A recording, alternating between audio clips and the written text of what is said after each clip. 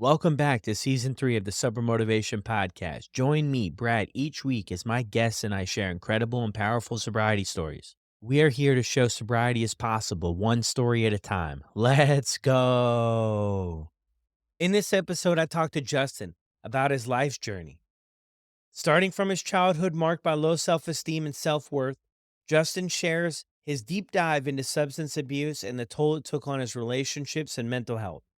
However, the heart of the story lies in his road to recovery and self-discovery, marked by his admission of his issues, seeking therapy, and finding motivation in his desired relationship with his son. Despite numerous setbacks, including multiple relapses and personal loss, Justin's journey is a powerful example of resilience and the power of acceptance and forgiveness, serving as an inspiration for others in similar situations. With over 5 years sober, this is Justin's story on the Sober Motivation Podcast. How's it going, everyone? Brad here. Welcome back to another incredible episode. Before we get into it, I had a thought I wanted to share with all of you. It doesn't take you a long time to get sober. It takes us a long time to decide. This is something that's been crossing my mind here or there recently, is that the act of getting sober, most of us have sobered up many times, countless times. And it makes it interesting, right? Because it's all about that decision to decide. And I think the idea out there is that, yeah, you hit a big rock bottom and your life completely falls apart. And that is the story for a lot of people. And then there's a lot of people who may never experience a story like that or haven't yet. It may come, but it hasn't happened yet. And this whole idea is about just deciding no matter where you're at, because hitting a big, massive rock bottom and your life completely falling apart does not guarantee that you're all of a sudden going to get sober. Because then what happens a lot of the time is we're left with whatever chaos was created from our life falling apart that can make it even harder to pull ourselves out of, even though people around us might think, well, that's completely obvious that you need to change your life now because look at what just happened. I say that to say this. You need to decide. What do you want for your life? How do you want your life to look? How do you want to show up in the world? And how do you want to be remembered? Write that stuff down. And if you're currently on the fence about should I be drinking, should I not be drinking, should I get sober, should I not get sober, you need to decide, because it's going to be a heck of a lot easier to get off the fence, stop playing around with the moderation stuff, and just commit to making the rest of your life the best of your life. Now let's get to the episode. I also want to give everyone a heads up that Justin does discuss some of his struggles with suicidal thoughts in this episode. Welcome back to another episode of the Sober Motivation Podcast. Today we've got Justin with us. Justin, how are you? I'm doing well, Brad. How are you doing? I'm good, man. Glad we could connect and share your story. Yeah. Hey, thanks for having me on. I know it's been a while to put this together, but I'm very grateful to be here to be able to share my story. Yeah, beautiful, man. So what was it like for you growing up? Well, growing up was it was different. I was a pretty smart kid. I was good grades, but from a very young age, I just had low self-esteem, low self-worth, and low self-confidence. And I don't know why, because I didn't have a reason to be. I was athletic. I had parents that loved me. I had a great family. You would think I had a roof over my head, food on the table, like looking at it with the bird's eye view, you'd be like, oh, this guy's got a great life. But for some reason, from a very young age, I was very self-conscious and I started to compare myself to other people. Some of that probably had to do with being smaller, not hitting puberty till grade 11. That was actually tough. I'd actually get down on my knees. I'd pray to be bigger, stronger, and faster. But eventually I'd start to praying to become normal, right? Because I didn't know what I was going through. I had all these feelings, all these emotions built up, and I didn't understand them, right? And that kind of led me to acting out, trying to be the funny man, trying to make everybody in school laugh at me because I wanted to be noticed and liked by everybody. And it's essentially because I didn't like myself. And growing up in Canada, I was a hockey player growing up, but I was cut from 5 of the 8 rep teams that I tried out for. And it was tough because all my best friends played rep hockey, and watching them come to school with their game day jerseys, it was tough for me. And I harbored those feelings from 14 years old, from when I got cut my last year that I got cut in Bantam until at 34. I just didn't let it go. But I took all those feelings and I carried them with me through junior high, through high school. And when I got out of high school, I started to find drinking. And I found it playing junior hockey. And I ended up playing junior hockey.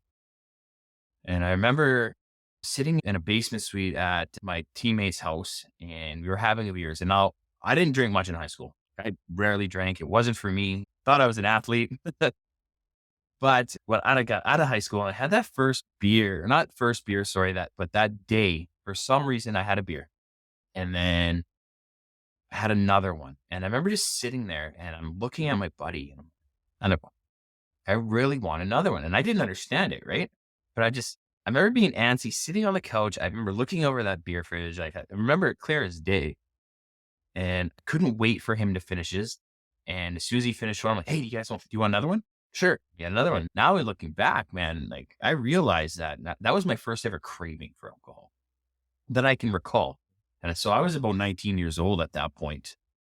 And I played my junior career out, but unfortunately I played a game where I was drunk, and playing in that league, you shouldn't be anywhere near alcohol for one. I got caught at the bar when we were in the playoffs and the coach didn't like me.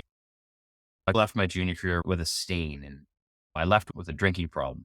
And after that, I ended up moving to Vancouver. And when I got to Vancouver, I had that bag that I was carrying, that invisible bag of low self-esteem, low self-worth, and low self-love.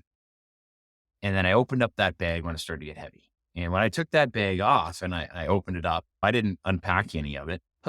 I started to put guilt, shame, anger, depression, drugs, alcohol, and eventually suicidality in that bag. And I put it on my back and I kept walking until by the time I'm 21 years old and I'm bartending downtown Vancouver, I was 24 years old and bartending downtown Vancouver. And when you have a drinking problem, where do you go?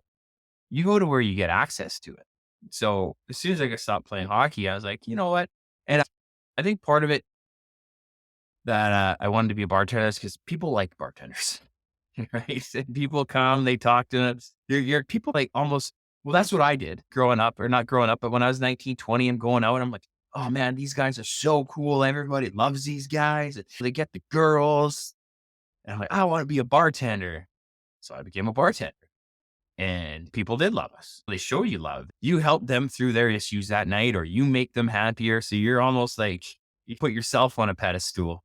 What I didn't really realize was that then all of a sudden now I'm around it all the time. And now you're drinking after work or you're drinking during work.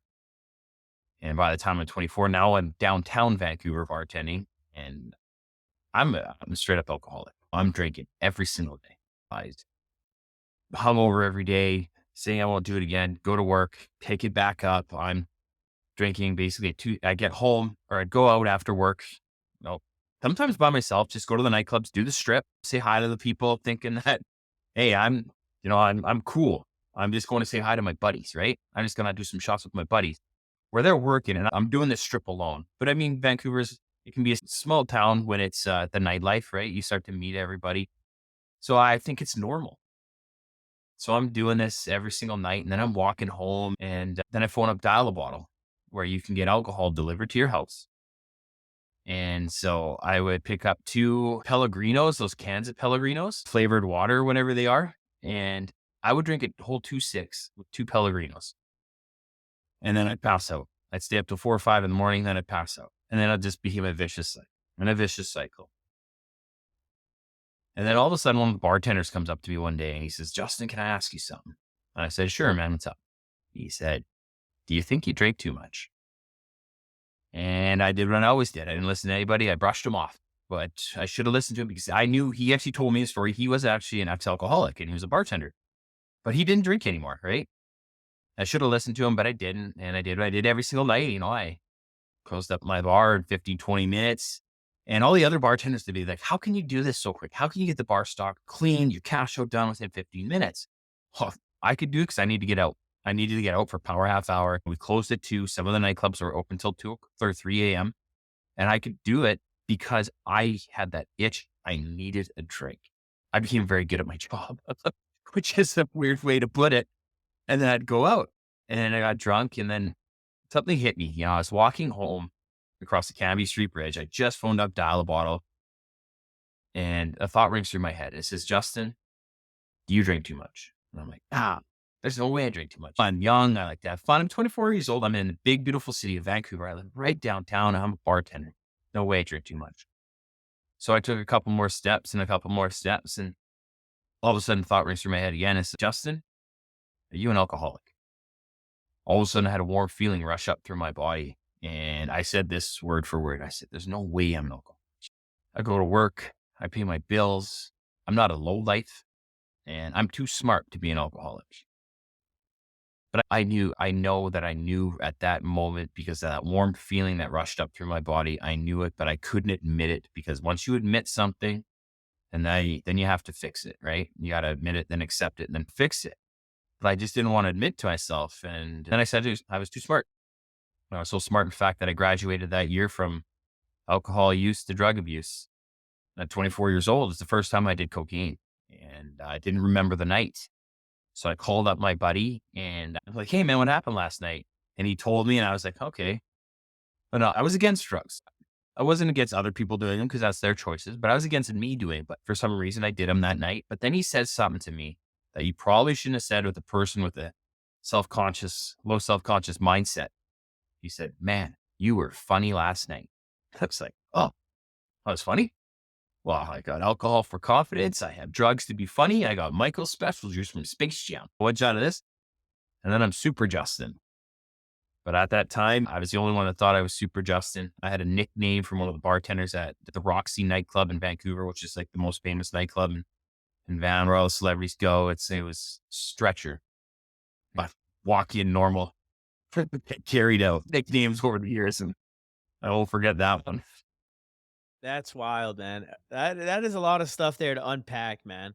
Let's go back a little bit, if we can, to growing up, right? Because I think that growing up for a lot of us, I mean, sets out how maybe our young adult life is going to play out. And if we have the support and we're connected to our emotions and we're able to share them, and you brought up a lot of stuff there, man. I can relate to is sort of taking on that funny guy role. I was always big on, even though it came with its consequences, but at least I felt accepted. That was, to me, was more important at the time on the pendulum of life, to be accepted, but deal with the consequences at the same time to fit in with people. What did that do for your own self-esteem though? Because I mean, you mentioned too, you come from good folks, loving folks. Because I know there was a lot of problems between me and my parents growing up because I was just acting and operating in a way that I was never raised like that. And I don't know if that was an experience you had, but at that point in time, like probably 14, 15, 16, there was so much friction between my parents. And I think when we're growing up, those are ideally our role models that are going to help influence us. And I just refused to accept any guidance from them. What was that like for you? Well, my parents, they split up at when I was 8 years old. And I went to go live with my mom. I didn't understand it. It bothered me because I hated leaving my dad's house every second week. I would cry because I could only see him every second weekend. And me and my dad got along very well because we were sports guys. And my mom got this new guy in her life. And I remember one time at 10 years old, I'm driving with him and my stepbrother. And he looks at me and he's, hey, would you ever fight your stepbrother? And I'm tiny, right? And he's bigger than me. And I was like, why not? Right. All of a sudden the truck veered off the road and he's okay, get out. You can fight him right here. And I just looked at him and it's the first time I felt powerless in my life. Right. And I was scared and I felt like a coward because I put my head down and I told him to take me home. And I despised this guy. Like he was an alcoholic. He had a drinking problem. And I, unfortunately, he's passed now. And I've harbored a lot of anger towards him, but going through what I went through now, I have a little more empathy for him. But I was a little kid, right? And I know how hard it can be to regulate your emotions, especially when you don't deal with them, especially when you don't really know what was that? That's 28 years ago. He doesn't know. people don't really talk about being an alcoholic 28 years ago. They don't really talk about asking for help 28 years ago. So I have a little bit of more empathy thinking about that. But I was a little kid, and eventually I couldn't handle it anymore. And I went to live with my dad. And my dad was a great guy. I could do any sport I wanted. He always put me in sports, always took me to sports. But, I was a smart kid. And from a very young age, I wore a mask so I could hide everything from everybody. But I got good grades, but I was actually getting suspended in school. I threw an eraser at a teacher or a principal, actually. I pulled the grades off of our wall in grade 7. I rolled a picnic table down the hill. I was acting out like all the time, people pleasing. And I don't think that my dad knew what to do, right? Because I got good grades. Besides the acting out, the teachers loved me 'cause I was a nice kid too. So growing up, I didn't have that guidance and I've talked to my dad about this too, and discipline maybe that I should have had. And I think he was trying, and I've talked to him about it because he was an army brat move growing up, and he was out at 14 or 15 or something like that. And he witnessed parents fighting. His dad was an alcoholic. Growing up it was different, right? Because I was a good kid, cut good, but I was suspended. But I also had this overwhelming hate for myself almost that. And then one time in junior high, I was whipped so hard in PE class by a dude that I was left me bleeding and left me with a bruise, and he was bigger than me, and I did nothing again. And I felt powerless to do anything about it. And then that's where I started to, okay, well, if I'm so powerless, how can I get people to like me? Well, people pleaser. I'm a funny guy. I do funny things. But then all of a sudden you start to make fun of yourself, right? Just to get those laughs. And as you make fun of yourself, people start to join in. But then all of a sudden you start to believe. And then when you have that thought, repetitive thought, even if it's not true, well, you start to turn your thought into a belief. And then that belief becomes your truth. And then that truth controls your actions, whether it's a positive thing or a negative thing. And then all of a sudden you're doing whatever you can to be liked and noticed, regardless of how much pain it's bringing you. Yeah, thanks for sharing that story with us. Didn't mention that the first time around, but I think that's a really important thing there, right? Because I hear in a lot of these stories, and people who listen to the show, that we hear in a lot of these stories, divorce and the dynamics, parents separating and the dynamics that causes for people. And it's interesting too, right? You're keeping your grades up, but also that suspension. Man, I was getting suspended so early on, and nobody else was. That's the wild thing is they had this in-school suspension program at this middle school. This is like grade 8, no, grade 6 through grade 8 in the US, and nobody else was ever getting this in-school suspension. And then it graduated from there, right? Then there'd be out of Yeah. school suspension, and you'd be left wondering. I mean, I was like the victim of everything, right? I mean, I was doing stuff that obviously wasn't like appropriate. I wasn't a victim of anything but my own choices in a sense. But looking back now, I can really only just shake my head. But I think that for some of us, that there's a lot of chaos before. This is my story anyway. There was a lot of chaos in my life prior to picking up drugs and alcohol. And I never was in high school. In high school, I went to rehab when I was 17 for a year, basically for the dysfunction. And I was never really around the quote unquote cool kids or the drinking kids or like the smoking weed kids, right? There was all these different cliques of people in the high school of, I don't know, 7, 8,000 people. And I wasn't really a part of those groups, so I never really had opportunity. I had a swig of vodka one time from my parents. They might have had 2 bottles, but my folks were never I never saw them drink ever. I never even really understood what alcohol was until way later in life than I feel most people do. But so I had that vodka and I did that. I was like, "Oh, this is disgusting," right? You just have that. This is terrible. But I think that for some of us, and for me anyway, there was a lot of chaos in my life before. And the second I got introduced to drugs and alcohol, those voices in that overwhelming feeling of not being good enough. And at the time, I couldn't put a finger on it. I just knew that I just felt different, looked different, ended up in different situations than my peers, than a majority of my peers. Of course, there were some other people getting in trouble, but out of 5,000 people in the in-school suspension, I would be the only person majority of the time. So I knew other people were not experiencing this. But it all came down to that of being low self-esteem and just wanting to get recognized somehow, and I'm like, man, when I look back on my journey, my mom was a single mom, and she had twins at 16 and raised my brother and I for a lot of years by herself. And I mean, she did an incredible job. She's just wonderful. She gave us every opportunity to do well. But I now being a parent myself, and I got 3 kids, and it truly takes a village. And my wife and I, the two of us, were bogged down. So I can only imagine too what it was like for my mom. And I struggled very early on with anxiety and a lot of different stuff, ADHD, similar to well, you mentioned and for her to look after it, but I just don't know that the attention was there or that I knew how to get it properly, so I just did the same sort of stuff that the track you were on, and then when I found drugs and alcohol, it wasn't immediately, but I started to find some sort of peace from myself about all of this stuff that I'm not good enough, and I started to maybe even like what you did, you find you get to be the bartender, you start connecting with other people, you feel a sense of purpose, you feel like people notice you if you're not there or you're missing or it's a good time, and that same thing I found. I found a community of people who, like, we were all having a good time, and a lot of them moved on with their life, and then I was the one left behind, unable at the time to move on with my life from this college partying that we did.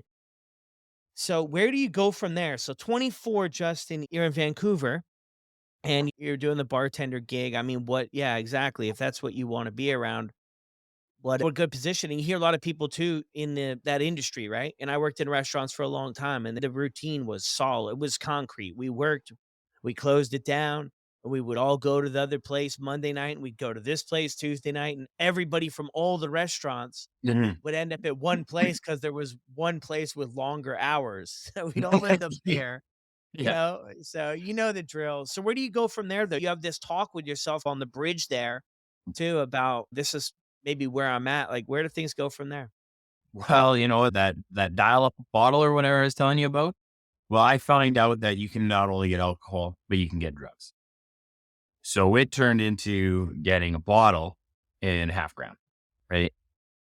And that half gram starts to build up, right? You start to you need full gram. And then all of a sudden, I'm getting skinny, man. I'm losing weight. Like now I'm 6'3", 230. But back then, I was 6'3", probably 180 or 175. I don't know, 180, because I'm eating once a day. I'm staying up till 5 or 6 in the morning, sleep all day. I'm getting no sun. I have no vitamin D. I'm beastie as heck. I'm skinny and I'm fragile. And people can see it on me. My managers, everybody knew Justin Brien needs to get out to drink. Justin Brien needs to do drugs, right? Everybody knew, but I showed up for work. I did my job, but I was a really good bartender, right? They didn't really, I think they cared, but also I'm in a union, so they can't really do anything about it. But eventually I ended up moving back home to Salmon Arm. I quit my job and I ended up moving back home to Salmon Arm, where I'm from. And I'm managing at a nightclub. And I remember doing the same kind of lifestyle. And then I got into hanging out with the wrong kind of people, doing the wrong kind of things, to where I always had drugs readily available to me. So now I'm bartending, working at a club, and it's all around me. And I remember one time, and because I lost my license for drinking and driving, I had to get a ride home. And on that ride home one day, my buddy, me and him started talking about the topic of depression, to where I looked at him and I said this, depression's for the weak. Depression's an excuse. You got to man up. You got to go to work. You got to pay your bills. Now, I don't know why I said it back then, but I definitely know why I said it now. So I was trying to look stronger on the outside than what I was feeling on the inside, because I still had that feeling at less than. So at 24 years old, I have two major problems: substance use and my mental health. But at 24 years old, I'm ignoring two major problems: my substance use and my mental health. So I stayed down that track for many years, moving around to bartend, to do other things, not in a good way, and just chasing money because I wear out my welcome somewhere. Well, okay, I'm a good bartender. Like, I could literally go to a bar and you usually don't get tipped out your first shift, but I could pick it up so fast that at the end of the night, the bartender would be, oh, wow, okay, here you go. And then they'd just be like, okay, you're good, you're hired. And then I would drink on shift. And I started to get fired from places because I was unreliable. I was drinking on shift. I was coming in drunk, or I was missing work. Right. So finally I hit 28 years old and I'm back home. I ended up moving back home And I'm like, oh man, I'm not doing well. And that was the first time that I admitted out loud that admitted to myself that Justin, you struggle with your mental health. Justin, you have substance abuse issues. I'm like, okay, well, what do I got to do next? Well, that's something I like to call my 3 A's. First, you admit the problem, then you accept it internally, and then you ask for help. But I didn't do the acceptance part. I admitted those things, my mental health and substance use, but then asked for help. And I would go to my counseling appointments, but I hated it. I'm like, oh, I had the wrong mindset. I'm like, oh, she's just there just because she's getting paid, which is really a cop out for me because I didn't want to be there. Right. I'm like, okay, yeah, I struggle. I'm going to do the right thing. I'm going to get a bit of help. But then I'm missing appointments. I'm not really there. I'm not really engaged. And along this time, I meet a girl and we're together and we break up and we're together and we break up because of my substance use issues. Now, she's a phenomenal woman. And then one time when we were broken up and I was on a leave of absence from work when I was working I left the bar and street, got a job at a plywood plant at a mill. And they actually asked me to take a leave of absence because I couldn't keep my thoughts together. I was missing work because of drinking. They're like, Justin, go get help, man. So I'm on a leave of absence and she calls me up to say, we need to talk. Okay. So she comes to seminar and she was living in Kelowna at the time. And she says, Justin, I'm pregnant. Oh. She's like, now you can be in this child's life or not, but I'm keeping it. My first thought, holy shit, this child's going to be like me. I don't want this kid, but the kid's going to be like me. I don't want him to turn out like me. Like the first thing, did you imagine you hear as a parent that you're going to have a kid? You don't want them to be like you. But then I was like, there's no way I'm not being in this kid's life. Like, I'm going to be in this kid's life. We get back. So I'm like, okay, let's try to work things out. And so we get back together and all of a sudden I get in a car accident when I was drinking and driving. And I was very fortunate because I was merging onto the highway and I was very fortunate that nothing really bad happened. But I was like, holy cow, I got a kid on the way. I need to go to rehab. So a month later, I go to rehab and I go to all my appointments. I go to all my classes. I do the therapy. But I'm not really there. I'm in a place full of 60 other guys and I make a lot of friends. And there's one thing I'll say about rehab is that being in rehab for me was easy because I wasn't the black sheep anymore. I wasn't the odd man out, the one that keeps messing up. It's like I walk into that place and you get along, right? And you hear about their stories and it was nice to be there for me because I didn't feel out of place anymore. But I don't think I was taking it serious enough. I was going to the gym twice a day. I was getting big. I was eating like king. And the first thing I said when I got out of rehab was, I'm not done drinking forever. Well, great. I just spent 35 days away from my pregnant girlfriend, my family. And the first thing I said was, I'm not done drinking forever. Well, you can probably guess what happened. I got out of rehab, got home months later, have my son. We have our son. 2 months later, I started hitting the bottle hard again. 6 months after that, my girlfriend had to make probably the toughest decision she'll ever have to make. And she had to leave me with my kid at my lowest point. And I don't blame her. I wasn't in any shape to have a kid around. I was getting blackout drunk, not remembering things, wasn't in shape to go to work. And then she left. And after that, you think, okay, Justin, you're a smart nut. But I just got worse. My suicidal thoughts started to kick in. And then one day I was drinking with my buddies and then we go to a pub and I'm like, I'm feeling weird. I'm feeling off. And I'm like, Mom, you need to come pick me up. So I leave. My mom picks me up. I get some more beer and I'm living underneath her at this point. And I drink the beer. I'm not feeling good. I was getting suicidal. And I just remember thinking, okay, this is the end.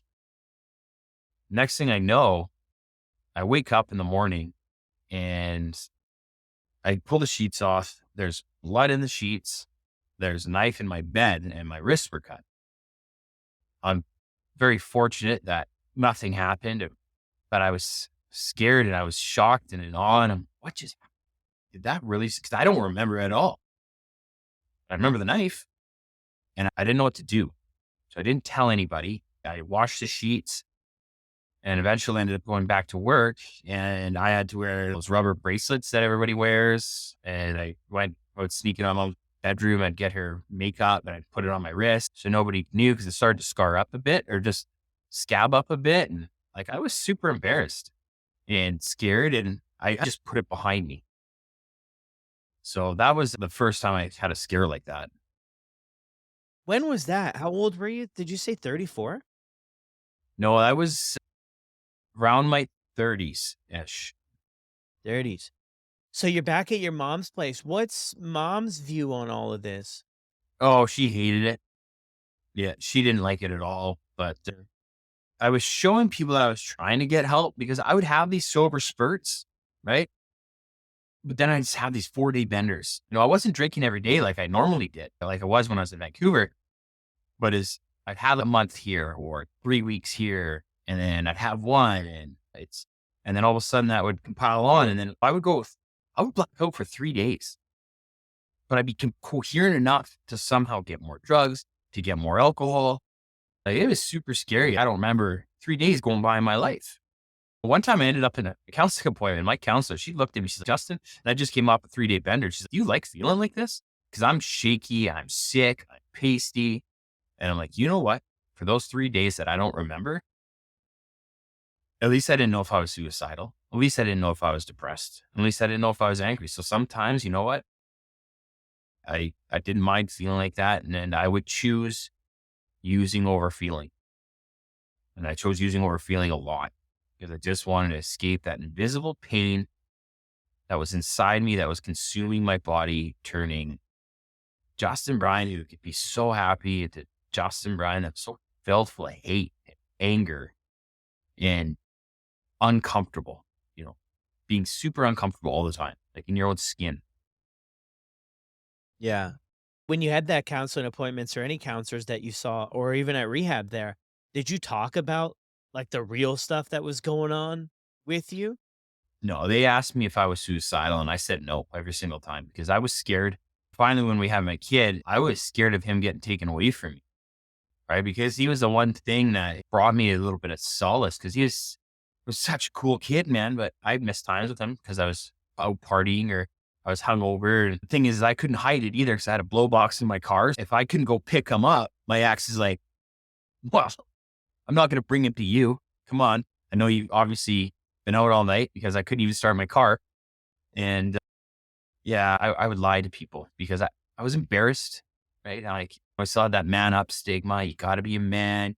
And now going through it, you realize, holy cow, this is real. This feeling is real. The want and need to escape your own body was very real. And then I started calling myself a coward. You got that internal dialogue firing up, saying other words to myself that aren't very nice, just nasty and not very encouraging. I bottled it up and kept it to myself for a very long time. And then finally, I ended up messing up again. And I'm like, I need to go back to rehab. So I went back to rehab for the second. This time when I went to the rehab, I was very fortunate that I started to listen to motivational speaking. And I finally started getting in the gym, and I heard these speakers and they all had something in common. It was find your why. So I started to ask myself, Justin, what is your why? What is your why that's going to drive you and motivate you to get better? What is your why that's going to pick you up when you fall down? What is your why that's going to make you do the things that you don't want to do? And I started to look at that little boy again that I had. And there was a time where I wanted to end my life so he could have a better dad because I thought he deserved better than me. I actually, at one point, went into the DMV to become an organ donor so I could prepare my body to die. I got milk thistle for my liver, kidney flush, started working out, eating healthy so I could just prepare my body to give it to somebody else. I've never been in that DMV and she's, oh, you're such a good person, right? And I just remember sitting there thinking, smiling, you have no idea why I'm doing this. And it was for me to prepare my body to give away. And I remember that was the day after my dad's birthday, actually. And then I started to look at the little boy again. I'm like, man, I started to picture him growing up without a dad. And I started to picture him being made fun of. And this is what helped me, is being made fun of that his dad left him. Right. And for some reason that just helped me. And I'm like, yeah, I need to go back to rehab. And this time when I went back to rehab, I went with the power of why. Instead of quitting the substance, I was like, okay, Justin, why do you drink? Well, I'm depressed. Well, why are you depressed? Well, I got low self-esteem, low self-worth, and low self-confidence. Okay, well, why are you like that? It's because I didn't learn how to deal with my operating system, my mental health. And in rehab, what's pretty cool is that they don't worry about the substance. They worry about the why, right? And then in rehab, they teach you the how. But a quick story about My second time at rehab, I think it was the second or first day where we're allowed to go for a walk as a group. We were allowed to leave the compound, we called it, which is really crazy because rehab center was in Rutland, Kelowna, right across from a park where a lot of homeless people sleep and find needles in that park. It's right across the street. But we went for a walk around this strip mall, and then we happened to notice like this liquor store like 100 meters away. But it wasn't a liquor store because they're everywhere. But on a sign outside the liquor store, big sign, it says, BC wine is cheaper than therapy. I just look at all the 20 other guys I'm in therapy with. Hey, I only got $20. Come on. I was like, this sign can't be true. But that was one of the first things I saw when I was in rehab. But in rehab, they teach you like journal, gratitude, like exercise, direct correlation between your gut health, your mental health. But one of the biggest things I learned in rehab and in life coaching was the power of acceptance and forgiveness, and how acceptance and forgiveness is actually for you. But there's going to be things in your life where you're going to get hurt, things where people hurt you. You're going to have bad experiences. There's going to be deaths in the family. And the first thing you have to do is you have to accept it. Now, that doesn't mean you have to like it, but you have to accept it. And you have to accept it so that you can move on. And you got to move on, and then you got to forgive it. And the cool thing about forgiveness is that they told us is you don't have to let the person know. It's none of their business to know. You don't have to bring them back into your life. They can have their life. You can have your life, but you need to forgive them for what they did. They hurt you so that you can move on, stop living in your past, and start creating your future. Biggest thing for me, I think, was accepting what I've done and then forgiving myself, which actually truly took me into last year when I saw a counselor, or I was still seeing a counselor, to where I finally, okay, Justin, I forgive you for what you did in your past and I accept you for who you are. So that took a very long time, but I got out of rehab again and I hit the ground running. I became a car salesman. Is that for some people? It's not for me. I can tell you that. So I was diagnosed with clinical depression, ADHD, and anxiety, but social and general anxiety.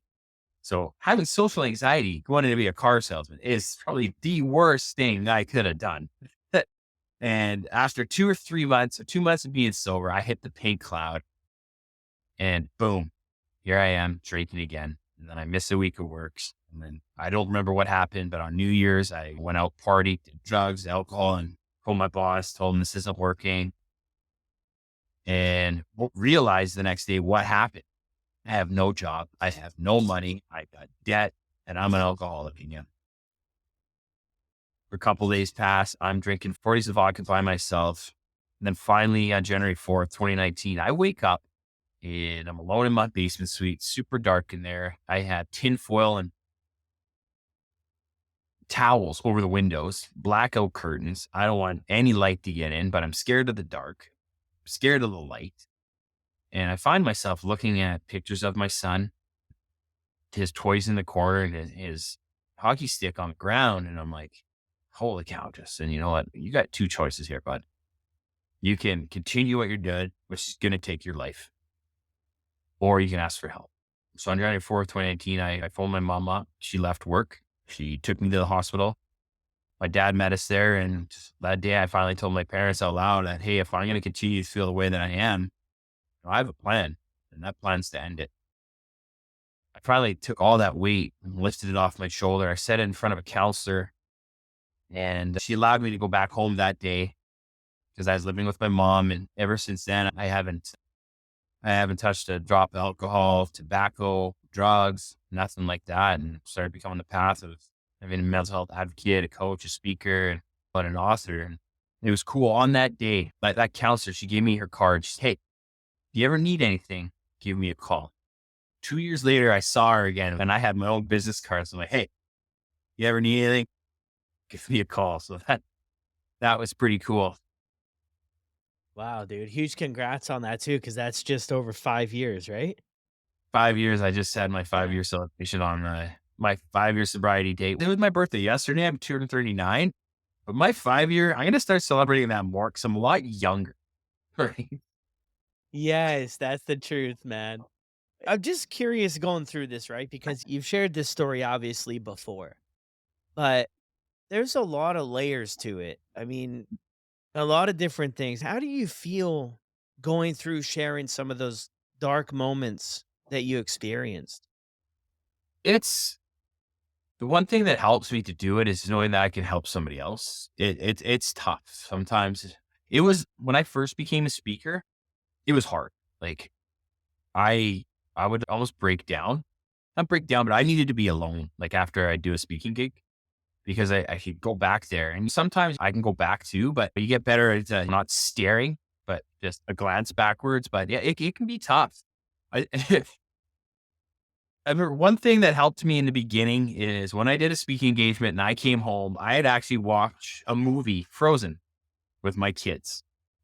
That was my thing to unwind. For some reason, it was watching Frozen with my son and my daughter. One of the coolest things of when I got sober 6 months later, I got back together with the mother of my son and we welcomed another baby girl. And that's another story in itself and how that came and the struggles we had with her. But I was able to get back together with my family, and they are one of my tools I use to unwind after a speaking engagement. Yeah. No, I love that. That's incredible. I'm so interested, man, to know what changed on that day, January 4th, 2019. I mean, was there something you could put a finger on about why that was different? Why that was sort of the jump start to everything that you've built now? Well, I think it was finding my why, my son, but just realizing that I'm better than my current situation, that I deserve more than what I'm doing to myself, that there is light out there. Like I have a deep seated belief in myself and everybody, like everyone I meet, I believe in them that they can do basically a form, let's say, of what they want to do or what they want to be. They may not match the highest level of everybody else, but they can become good at something if they put their mind to it. And on that day, I knew I had to be consistent. I was never consistent with my counseling appointments. I never was consistent with my medication, my coping mechanisms, my tools. So I made sure that I took my medication every day. I made sure that I went to my counseling appointments. I would go to counseling appointments once a week. I'd go to my doctor's once a month. He really helped me just seeing him, right? Journaling. I was doing gratitude. I was eating great. I was going to the gym. I was listening to motivational speaking. And I was sick and tired of being sick and tired. Really, I wanted to be the man I knew I could be. And I heard a speaker once say, I don't want to die and meet the person that I could have been. And that's true because there are many versions of you that you can build. And one could be substance use. One can be you go to work, you come home. One can be you help serve other people, or one can be you turn your life around and you help others turn theirs. There's different versions you can be. And I was done with being that version of me. Because at that one point, when I wanted to donate my body, is because I'm like, Justin, you have so much potential and you're wasting it. You're wasting it. And there's people out there that wish they could go to school and get good grades. There's people that wish they're as athletic as you, right?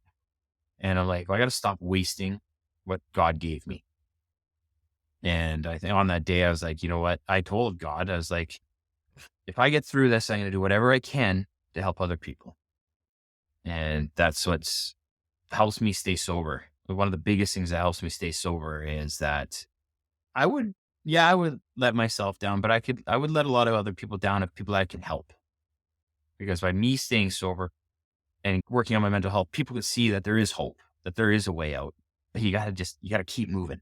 You got to keep moving and you got to keep working on yourself. And it's not a race. It's a long distance thing. Like you can't just say, you know what? I'm done today.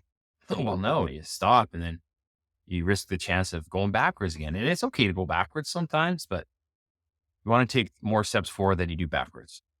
Yeah, you wanna learn from everything, right? Because even in your story there, and I mean, a lot of people's journeys and stories to put together 5 years, yeah, I mean, there's everything we have to learn from, right? Every time we slip up and every time things don't work out maybe exactly the way that we envision them, we have to reflect on those situations and come up with different tools and really get plugged in. Just an incredible story, man. Thank you so much for sharing it with us. And then now I know that even on this journey, there's been challenges, right? What have been a couple of challenges that you've had throughout being sober, and how are you able to keep going? Well, like I said, I got back together with my family after 6 months. And in rehab, they tell you don't make any major decisions for a year. And I understand that why now. And I got back together with my family in 6 months. I went back to school. I went back to work. I started volunteering. I started taking courses, and I got overwhelmed so fast, but I kept moving.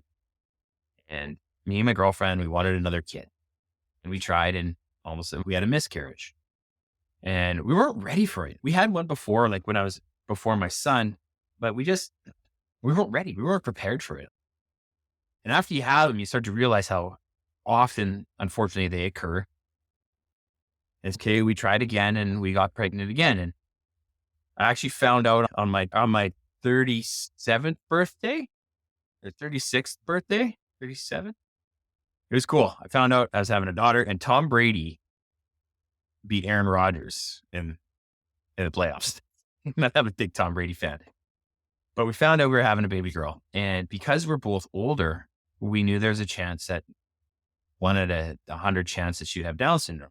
So we went and got the testing, and it came back that she had a 99.9% chance that she would have Down syndrome. So they sent us to the Vancouver Women's Hospital, and it came back that she would need heart surgery. She would need intestinal surgery. And that's when you have the option, right? And the thing with babies with Down syndrome, some people, they just because of that, they choose to terminate. So throughout that process, we were given opportunities because I think that the doctors are supposed to, right? Not because they're encouraging you to, but right from the beginning, we knew, no, we're keeping her. So we knew we were in for a haul. And so they started setting us up with a place at the Ronald McDonald House. And we would go down there, and within 2 days of having her, we knew she would have intestinal surgery. It's called the duodenal atresia. And then we would go home, and then in 4 or 5 months, she would have heart surgery. So when we got down there, well, Renee went down first. I kept working so I could save up some money so we could go be down there. But the Ronald McDonald House, it's an amazing place, and we're so fortunate to be there. But I was working like basically every single day. I was drinking black coffee all day, was barely eating healthy, and I would take melatonin as soon as I get home. And while Renee and Tail were down at McDonald House, I get a call. She's like, I just went into labor. I'm like, what? And I just popped 2 melatonins. And I'm like, well, I could drive, but it's a 5-hour drive, 5.5 hours from Salmon Arm to Vancouver. I'm like, I better not. So I went to bed, got up at 5 or 4 o'clock, was starting to fly down there, and my mind is just racing. What's going to happen? I'm not there. I'm like, you tell that baby to wait for me. Well, obviously, she didn't wait for me, but we get down there, and they had to take her right from there to the NICU to hook her up to all these tubes because she's 3 weeks early. She was at least 5 pounds, but they knew that with all her stuff going on, they had to get her hooked up. And I couldn't see her for the first 2 hours. And then finally, it was during COVID, right? So a lot of protocols. Then finally, 2 hours later, I got to see her, and you see this little girl laying in a bed with a dome hooked up to how many probes and tubes and breathing apparatus because she couldn't breathe on her own. And you're just like, oh my God. And then finally, 2 days later, they take her away. Here's your baby girl. You can't touch her. You can't lift her. Well, you could touch her. You could put her hand, but you can't take her out. You can't lift her up or nothing like that. And all of a sudden they come in, this team of 6 people take her out. We'll be back. And you're just like, holy cow. Like, it just gets a little more real at that point. Finally, after they bring her back, surgery successful. And after 5 days, we can finally hold her. And she's just so small. She's like the size of my forearm. And we weren't allowed to come home because she couldn't come off the breathing. So we ended up staying at the Ronald McDonald for 6 months. And while we were there, she got allergic to cow's protein milk. So she was struggling that way. She had to get a PICC line into her heart because her intestines were on fire. And they tried to go through her head. They tried to go through her feet. They tried to go through every single place. And they finally got one in. And then all of a sudden, it's time for heart surgery. And that's when it gets real. They take you into this room and all of a sudden stats start flying around. Well, there's this guy. And you're like, holy cow, you just spent 4 months with your baby girl, like taking turns being in the hospital because she can't leave the hospital, feeding her through a bag and sometimes getting to hold her. Christmas time was the first time we got to take her out of her room, was pretty cool. But then January 4th happened, and it's right on my sobriety date. What sobriety date? So that they take you in this room and give you stats. And then all of a sudden your daughter gets whisked away again. And so she had 2 holes in her heart and she needed a valve replaced. And so they take her away, and all of a sudden they're like, yeah, it can be scary for the first 12 hours. And so they give the heart surgery. Then we get a phone call and they're like, yeah, your daughter's okay, but she flatlined. So she actually had a lung collapse and she flatlined for 2 minutes, that they had to give her CPR, and she almost had to go on ECMO, and then they brought her back. Now, they said, don't come here. There's no point. There's 16 doctors in this room. Just come tomorrow. So we went the next day, and when I walked in, you look at her and she's sedated. She's on a paralytic, so she can't move because she has even more tubes connected to her, things going to her heart, something for the blood to drain. Her chest is still open because of the swelling. They can't close it. And it was cool. You could tell that she knew you were there, but I got a flashback of when I was 20, I think 28 or 27, that my stepdad, I woke up and my mom was screaming, and it was my stepdad. He was choking. So I got into a room, I picked him up, I put him on the floor, and I started giving him CPR, and unfortunately he had an aortic dissection and he passed away. And I'll never forget the way he looked at me, his breath. And when I walked into that room, it was a flashback to that, because she couldn't move and it was her eye. I'm just like, oh my God. And you see this little baby and you're just like, you're angry, you're confused, you're upset. You want to be strong for your girlfriend. And it was tough, man. It was tough, but we got through it. And when we got home, we finally left the Ronald McDonald house. We got home, but we're feeding her every 4 hours through a bag throughout the day and night, every 4 hours. So you're getting up, you're feeding her through a machine, you're doing her meds at 8 different times, and she has a breathing machine going on, and I'm back at work and getting burnt out again. But you just keep going, because I heard Inky Johnson once say, he said, why me? People would say, why me? Why me? And he's like, why not you? What makes you immune to life? That's, oh man, you know what? Just because I went through stuff doesn't mean stuff's not going to happen to me right now. It doesn't mean stuff's not going to happen to me again. But I brought this baby girl into the world, and I'm going to help her navigate it. So going through that was tough. But you just learn to be resilient, right? There's resilience in you. I remember looking over one time in the hospital, and my girlfriend then, she's my wife now. We finally got married.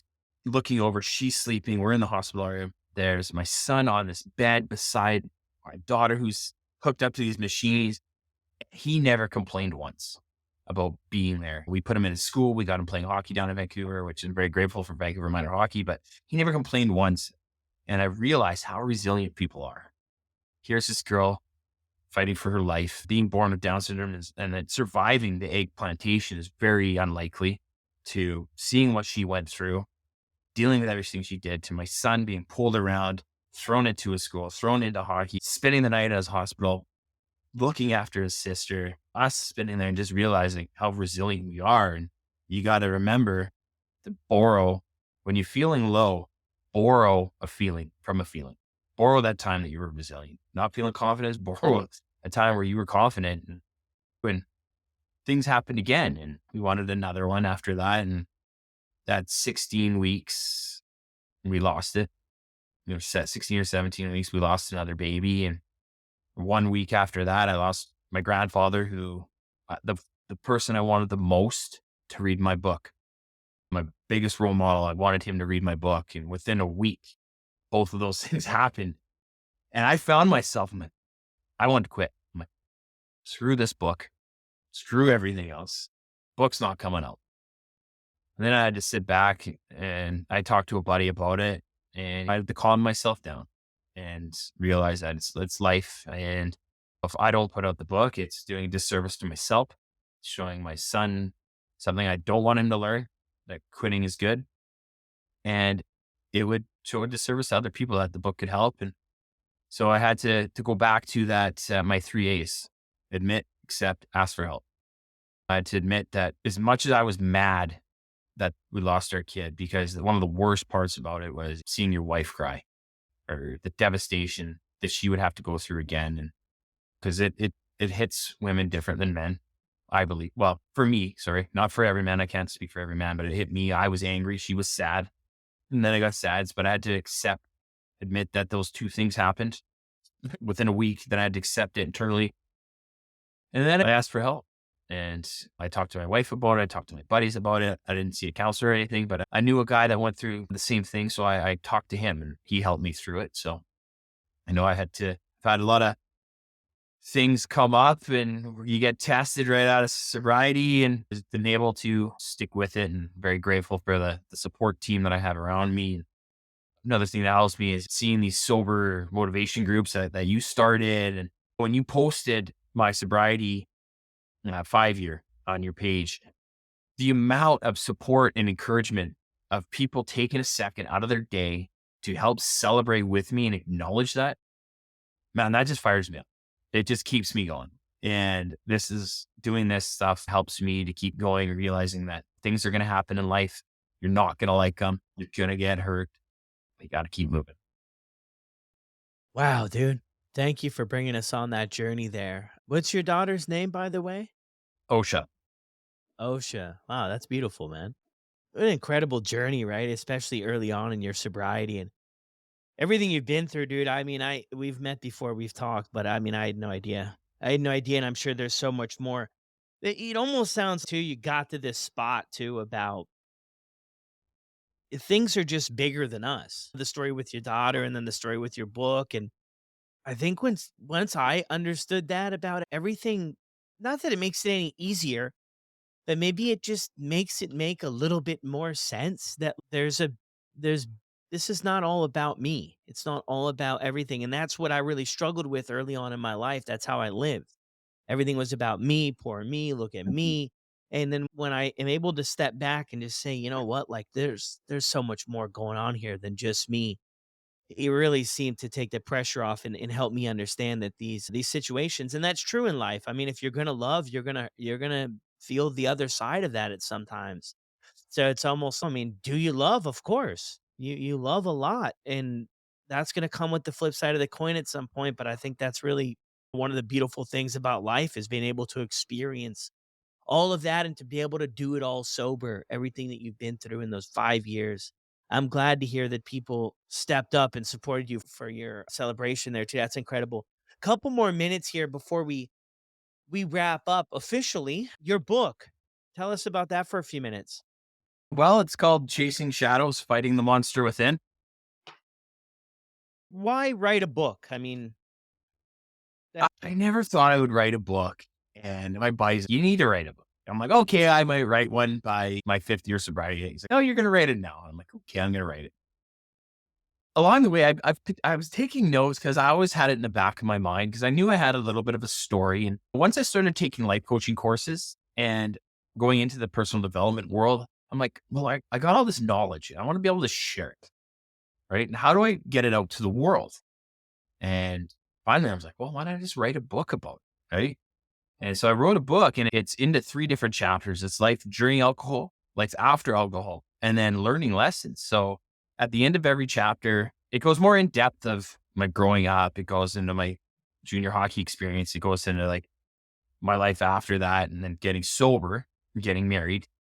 And then after alcohol, the things that I faced and some of the places that I've spoken at and stuff like that. But then the learning lessons on self-love, making lasting change, finding your why, having a support system, all that kind of stuff. And at the end of every chapter, there's actually a question that you can ask yourself.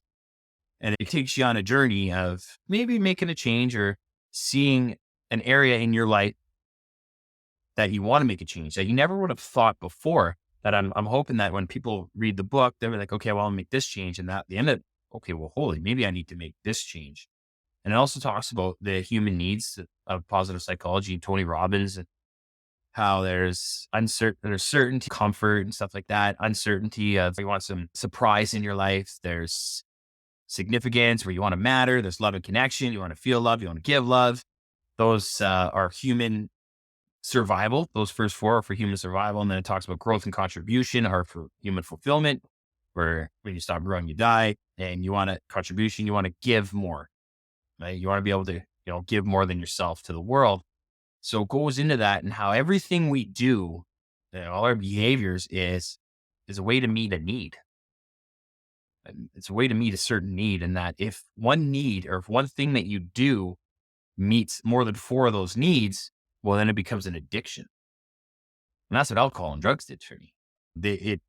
Alcohol and drugs met certainty, gave me comfort. I knew that it was going to give me comfort, going to give me release. Uncertainty, it made me get out of myself, made me actually leave my house. It gave me significance. I like to write. I'd make people laugh. It gave me love and connection that I was searching for. I felt one with myself. I felt confident, right? With growth contribution, I don't think I contributed much to the world when I was hammered. And I don't know if I was really growing as an individual, but it met for my needs. And he talks about if it meets for your needs, it can become an addiction. So find different things that meet your needs. And so it talks about all our behavior meets the needs. And it's how sometimes we will meet that need, even if it hurts somebody else. Yeah, wow, powerful. Well, thank you, dude, so much for jumping on here and sharing your story. Where can people check you out, give you a follow, or send you a message if they want? Well, you can visit my website, www.justinbrien.com. That's JustinBrien.com, at JustinBrien19 on Instagram. Thanks again, brother, for sharing, man. I appreciate you. Thank you very much, buddy. Well, there it is, everyone. Another incredible episode. Thank you, Justin, for jumping on here and sharing your story with all of us. Thank you, everybody, for listening to these stories. We're really giving people an opportunity to share their story with a lot of people and try to make a difference out there. So it's much appreciated from my end. And I know it is from a lot of the guests as well. If you guys enjoyed or were able to connect with any part of Justin's story, be sure to send him a message over on Instagram. I will drop that link down in the show notes below.